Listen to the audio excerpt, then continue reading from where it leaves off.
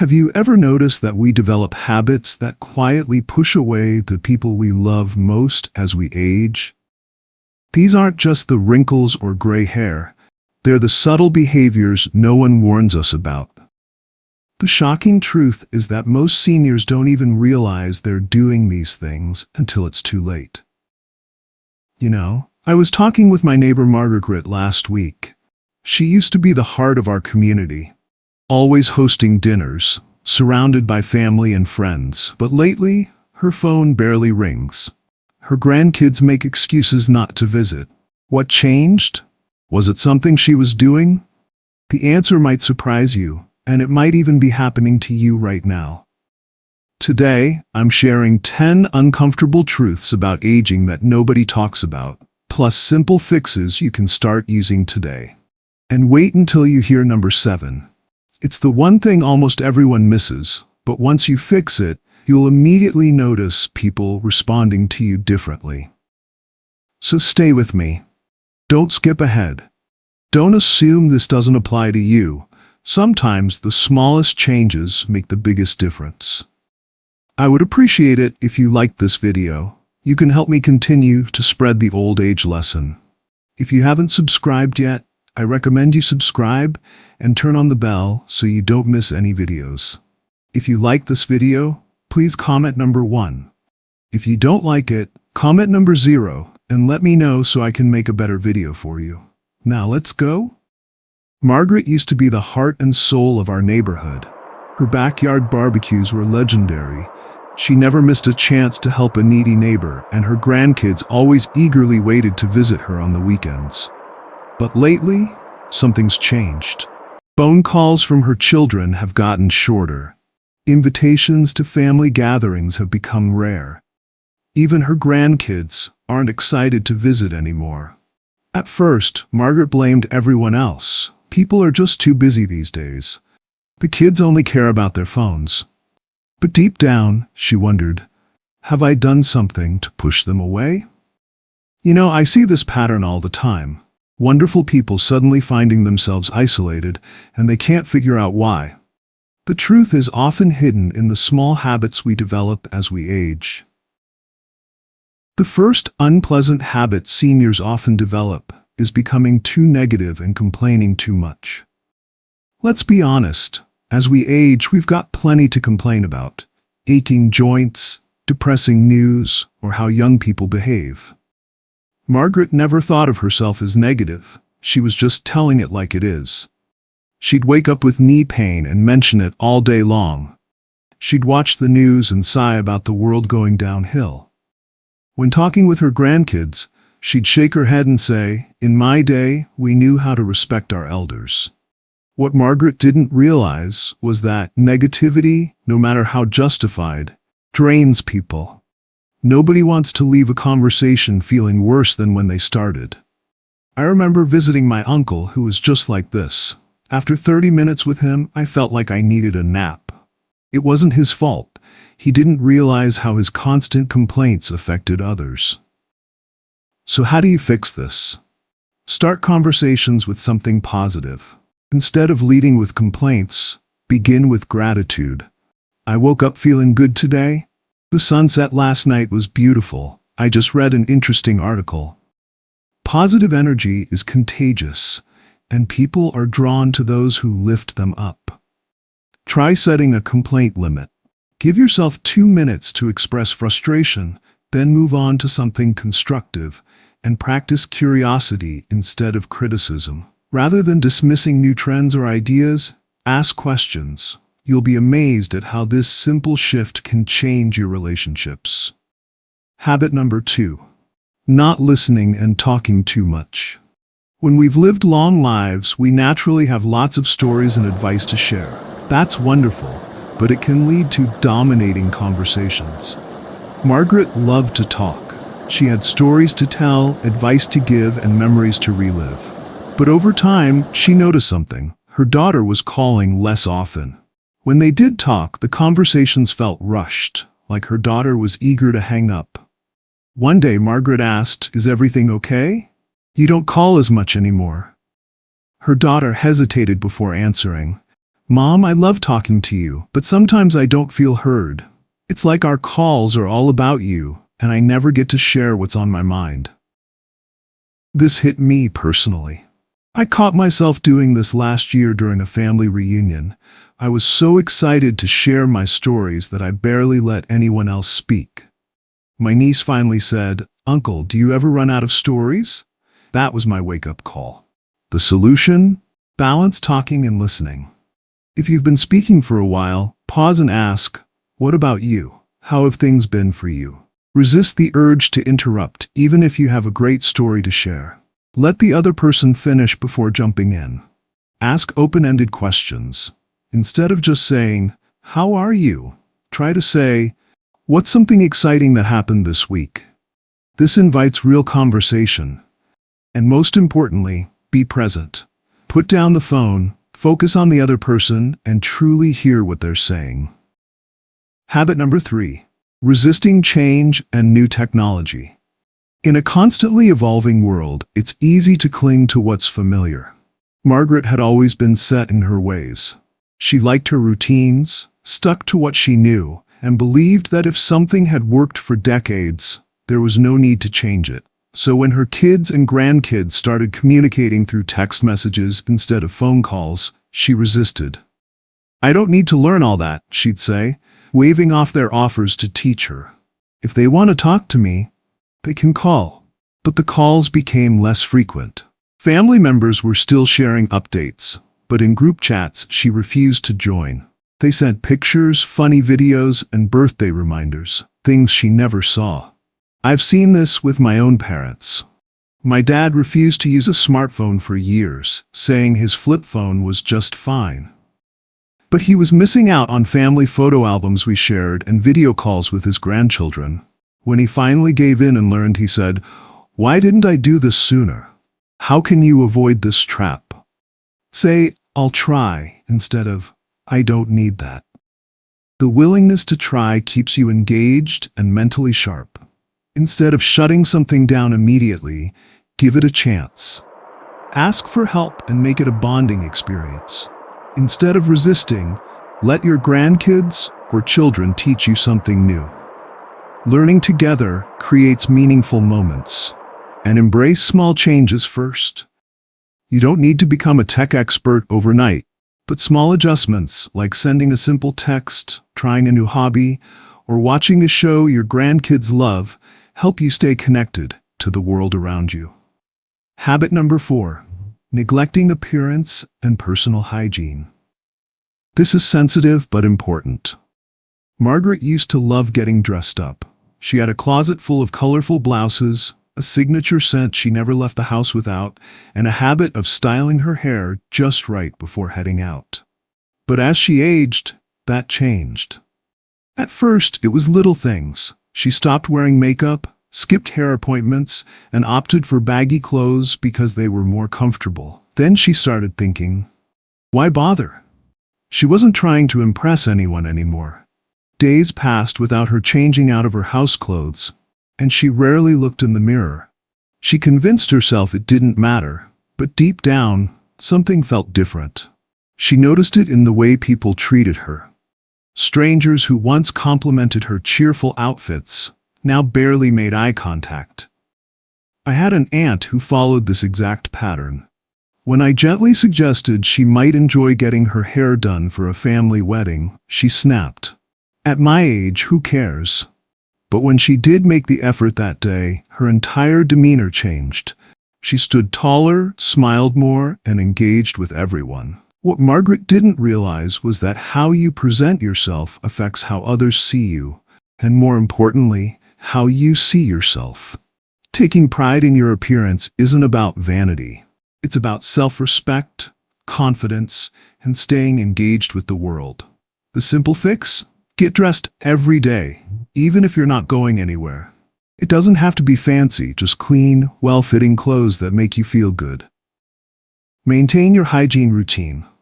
Shower regularly, keep your nails trimmed, and don't skip small grooming habits like brushing your hair or moisturizing your skin. If you're still watching this video and finding these insights valuable, please comment number 2 below to let me know you're here. And if you haven't subscribed yet, I recommend you subscribe and turn on the bell so you don't miss any videos. Your support helps us continue creating good content to inform and inspire you. Now, let's move forward to the next. The fifth habit is hoarding and refusing to let go of unnecessary things. This affects your living space and your mental health. Margaret had always been sentimental. Every item in her home had a story. Old birthday cards from decades ago, stacks of newspapers she meant to read, clothes she hadn't worn in years but kept just in case. Over time, her once cozy home became overwhelming, filled with things she rarely used but couldn't bear to throw away. At first, she didn't see a problem. "Everything here has value," she'd say. "I might need it someday." But her cluttered home made it harder to clean, navigate, and even invite guests over. When her daughter gently suggested removing a few things, Margaret resisted. "What if I need them later?" I've helped several friends tackle this issue, and I always remember Sophia, who kept every greeting card she'd received since 1965. When we finally sorted through them together, she realized she couldn't even remember who some of the senders were. Letting go of those cards actually freed her to enjoy the significant ones. The truth is, clutter doesn't just fill your home. It can fill your mind with stress and make life more complicated than it needs to be. Holding on to too much can create a sense of being stuck in the past instead of enjoying the present. How to break free? Start small. One drawer, one box, one shelf at a time. Trying to declutter everything at once can feel overwhelming, but taking small steps makes it manageable. Ask yourself, do I use this? Does it bring me joy? If the answer is no, it's time to let it go. Donate, recycle, or pass meaningful items to family members who will cherish them. Turn decluttering into a habit. Set a goal to get rid of one item each day. Over time, this simple habit can lead to a noticeable transformation. The sixth habit that many seniors develop is refusing to ask for help. One of the most frustrating habits, not just for themselves, but for those around them. Margaret had always prided herself on her independence. She had spent decades taking care of others, raising her children, managing a household, and even helping neighbors when they needed a hand. But as the years passed, simple tasks became harder. One afternoon, she struggled to lift a heavy grocery bag from her car. A kind young man passing by noticed and offered, "Need a hand with that, ma'am?" Margaret forced a smile and shook her head. "No, thank you, I've got it." But she didn't. As she dragged the bag inside, her back ached and frustration welled up inside her. Later that night, she realized something painful. Her refusal to accept help wasn't making her stronger. It was making her more isolated. I watched my neighbor go through this exact struggle. A proud man who had built his own house, he refused help fixing a leaky roof at 78 years old. He fell and broke his hip, which led to complications that could have been avoided if he'd accepted assistance. Why is asking for help a sign of strength, not weakness? Asking for help doesn't mean you're a burden. It means you're allowing others to care. People want to help, but if you keep refusing, they'll stop offering. Accepting help fosters connection. When you let someone assist you, it creates a moment of warmth and shared humanity. It makes life easier, not just physically, but emotionally. You don't have to struggle alone. And here's something we often forget. Allowing others to help you is giving them a gift. Imagine if no one ever needed your help. You'd feel unneeded, right? Giving others the opportunity to help is a gift to them too. How to change this habit? Next time someone offers help, practice saying, "Yes, that would be great. Thank you." If you need support, ask directly. "Would you mind giving me a hand with this?" Remember, accepting kindness from others strengthens relationships, not weakens them. The seventh habit, the one that truly pushes people away and almost no one realizes until it's too late, is losing patience with others. This is something most older adults don't realize they're doing, but everyone around them, definitely notices. Margaret never considered herself an impatient person until little things started getting under her skin. One afternoon at the grocery store, she stood in line waiting for the young cashier to finish bagging her groceries. He was slow, fumbling with the bags, and Margaret felt frustration bubbling up inside her. "Can't you move a little faster?" she muttered, shaking her head. The moment she said it, the cashier looked down, embarrassed. That's when Margaret noticed his hands trembling slightly. He was new, nervous, and just trying his best. It hit her. Was she becoming the very person she used to dislike? Quick to snap, slow to show grace? I caught myself doing this just last week. A young waiter got my order wrong, and I immediately felt irritated. Then I remembered. I was that nervous about making mistakes on my first job. We've all been there. As we age, it's easy to lose patience with others, especially when things don't go as fast as we'd like. But frustration doesn't just make life harder for those around us, it raises our own stress levels too. How to stay patient and kind. Pause before reacting. When you feel irritation creeping in, take a deep breath and ask yourself, is this really worth getting upset over? Shift your perspective. The slow driver might be someone's grandfather. The distracted cashier could be a struggling student. A little patience can turn frustration into understanding. Use small moments as reminders to practice kindness. Instead of snapping, offer a smile or words of encouragement.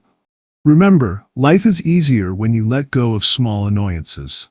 Choosing patience over frustration leads to less stress and better interactions with others. The eighth habit is being too frugal to enjoy life.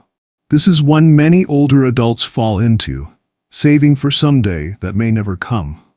Margaret had always been careful with money. She clipped coupons, skipped vacations, and hesitated before making any purchase that wasn't absolutely necessary. Even though she had a comfortable amount saved, she constantly worried. What if I need this money later? What if something unexpected happens? One day, her best friend Linda invited her on a weekend trip to the countryside. "It'll be fun, Margaret. We'll explore, eat good food, and just relax." Margaret's first instinct was to say no. Spending money on travel, on restaurants, she could think of a dozen reasons to decline. But deep down she wondered, when was the last time I actually treated myself? She had spent years saving for someday. But what if that someday never came? This reminds me of my neighbor Ed, who saved diligently his entire life for a dream fishing boat. When he finally had enough money in his 70s, health problems prevented him from enjoying it. "Don't make my mistake," he told me. "Use some of your money while you can still enjoy it." Why enjoying your money matters. Being financially responsible is important, but life isn't just about saving, it's about living. Studies show that spending on experiences like travel, outings, or hobbies creates lasting joy, while material things quickly lose their value. You worked hard for this stage of life, enjoy it. Money is meant to support your happiness, not just sit in a bank. Security is important, but so is fulfillment. Finding a balance between saving and living is key. How to change this habit? Give yourself permission to spend on things that bring joy. Whether it's a nice dinner, a hobby, or a short getaway. Allow yourself those moments. Set aside a fun fund. Allocate a portion of your savings specifically for experiences and enjoyment. And ask yourself, if not now, when? If you've made it this far, I truly appreciate it. It means I've done a good job. Drop a 3 in the comments to let me know you're still with me, and there are 2 more habits to go. Let's dive in. The 9th habit is talking down to younger generations. This is a common habit, but one that can create deep divides between generations. Margaret adored her grandson Ethan. She looked forward to his visits, but lately they felt shorter and more awkward. He used to tell her about school and his favorite video games, but now their conversations were strained. One day, Ethan mentioned a new app he was excited about. Margaret sighed and shook her head. Back in my day, we didn't need all this technology. Kids actually played outside instead of staring at screens. Ethan went quiet. After a few minutes, he checked his phone and mumbled, "I should probably get going." As the door closed behind him, Margaret felt a pang of regret. She didn't mean to push him away. She just wanted him to see how different things were when she was young. But had she made him feel dismissed instead? I made this mistake with my own granddaughter when she showed me her social media account. I launched into a lecture about real communication and watched her enthusiasm drain away. I realized I wasn't building a bridge. I was creating a wall. Why this pushes younger generations away? It's easy to compare the past to the present, but constantly telling younger people that things were better before can make them feel criticized rather than understood. It can make them feel like their experiences don't matter. Instead of bonding, it creates distance. Times change, and that's okay. Every generation faces different challenges and opportunities. Connection is built through encouragement, not criticism. Being open to their world helps strengthen the relationship. How to change this habit? Be curious, not dismissive. Instead of saying, "We never had that in my day," try, "That sounds interesting. Tell me more." Find common ground. Share stories from your past in a way that relates to their experiences today. And encourage instead of criticize. Younger generations thrive on support. Your words can inspire rather than discourage. The final habit, number 10, is living in the past and holding on to grudges or regrets. This is one of the most destructive habits for your own happiness. Margaret sat by the window, staring at the falling leaves. Another holiday season was approaching, but instead of feeling joy, she felt a familiar heaviness in her chest. She couldn't stop thinking about the friend who had betrayed her years ago, the argument with her sister that was never resolved, and the things she wished she had done differently in life. The past had a tight grip on her, replaying in her mind like an old film she couldn't turn off. One day, her neighbor Linda noticed Margaret's distant look and asked, "What's on your mind?" Margaret sighed. "I just keep thinking about things I can't change." Linda smiled gently. Holding on to the past is like carrying a heavy suitcase everywhere you go. Imagine how much lighter you'd feel if you set it down. This reminds me of my friend who carried anger toward her brother for 20 years over an inheritance dispute. When he passed away suddenly, her regret was overwhelming. "I wasted 20 years on anger," she told me through tears, "and now I can never get that time back." Why holding on to grudges and regrets is harmful? It steals your present joy. Dwelling on old wounds makes it hard to enjoy the good moments happening right now. It strains relationships. Bitterness can create distance between you and loved ones, even when you don't realize it. And it affects your health. Stress from grudges can increase blood pressure, disrupt sleep, and even weaken your immune system. How do we let go and find emotional freedom? Accept that the past can't be changed. Instead of asking, "Why did this happen?" try asking, "What can I learn from it?" Practice forgiveness. Not for them, but for yourself. Letting go doesn't mean excusing bad behavior. It means freeing yourself from its hold. Focus on the present. When you catch yourself dwelling on the past, shift your attention to something positive in the moment. Write a letter, then let it go. If you're struggling to move on, write down everything you feel, then tear up the paper or burn it as a symbol of release. You know, when I started noticing these habits in Margaret, I never imagined how many of you would see yourselves in her story. The truth is, we all develop some of these habits as we age. It's just part of life's journey. But here's the beautiful thing I've discovered. Small changes make a world of difference. Margaret started making tiny adjustments, beginning conversations with gratitude instead of complaints, listening more than talking, and asking for help when she needed it. And guess what happened? Her daughter's calls got longer. Her grandkids started dropping by more often, Even her neighbors noticed the difference. Which of these habits hit home for you? Maybe it's the negativity, the resistance to technology, or holding on to old grudges. Whatever it is, remember this. It's never too late to change. The relationships you strengthen and the joy you reclaim are absolutely worth the effort. If this video helped you, please hit that like button and share it with someone who might need to hear this message. And don't forget to subscribe for more content that helps us navigate this amazing journey of aging with grace and dignity. I'd love to hear your thoughts in the comments below. Which habit are you going to work on first? And what changes have you already made that improved your relationships? Remember, aging isn't just about adding years to your life. It's about adding life to your years. I'll see you in the next video.